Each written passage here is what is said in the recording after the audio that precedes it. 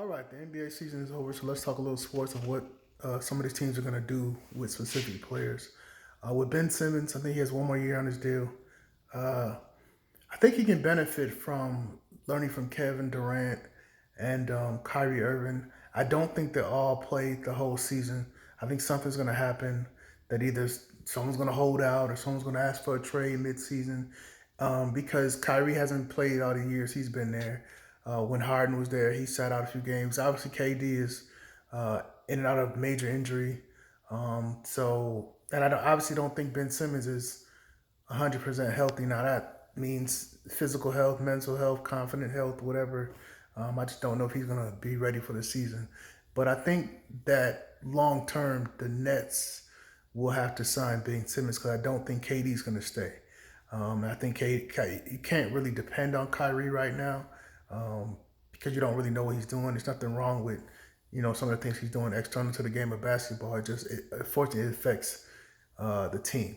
So in New York, in Brooklyn, he's not gonna be able to do that with all the other stuff that's going on. So we'll see. I think Kyrie or KD will eventually leave, and if they lock up Ben Simmons long term, they allow them to still have a solid team to at least get some guys to come there, specifically scorers. Because if he getting boards, playing defense, and getting assists, then he can easily get people to come play with him if he plays. And that's the question that he'll have to figure out this season. Because if he plays this season and shows that he's still talented and he can stay healthy, then going forward, the next long term, the Nets will be fine in recruitment. Because I don't think KD's going to stay there forever, and I definitely don't think they're going to be able to keep Kyrie long term. Or if they want to keep Kyrie, if I'm them, I would kind of move on from that ship. But we're gonna see. So that's what I would do with Ben Simmons. I think James Harden will stay with Philly. He's gonna have to re-sign another max deal. James Harden fits what Philly wants, even though it's not the James Harden of old. It still fits you want a guy that can score a lot of points and shoot. That's what Doc Rivers wants. Joel Embiid it helps Joel Embiid's game because of spacing. That's what their issue is with when Harris was there and Seth Curry. It's like those guys don't don't shoot enough percentage to get guys to not double team Joel. James Harden does. Now he will have flashes of the old James Harden, but he'll have mostly the new James Harden. Well, he's just going to chill. He's going to be on the court. He might give you 15, 20 points, a couple of boards, a couple of assists, and I'm going to just chill. That's what it is, and that's what you got to live with that. But still, because he's still a big name and big draw, the space is going to be there for Joel to have a great season if he can stay healthy. So that's what I would do with James Harden. Zion Williamson, I do not believe New Orleans should sign Zion Williamson again, but I think they will because he's such a big name, a big draw, and potential.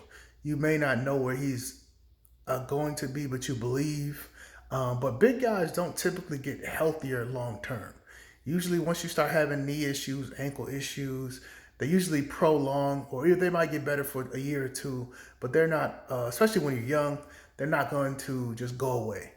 And he has a lot to do. He has to manage his weight. He has to expand his game, being able to shoot so he doesn't have to jump do all those dunking and stuff like that. He's going to have to be able to shoot long range. He's going to have to get his stamina up to play longer minutes, to play every day. That's a lot to do on an off season when we've had 2 seasons of him not doing any of that. And obviously, I think commitment is an issue. Commitment is something that's hard it's hard to keep going when you keep getting money, you keep getting accolades, you keep getting a lot of yeses, right? So it's hard to control why would I stay committed? And that's the thing.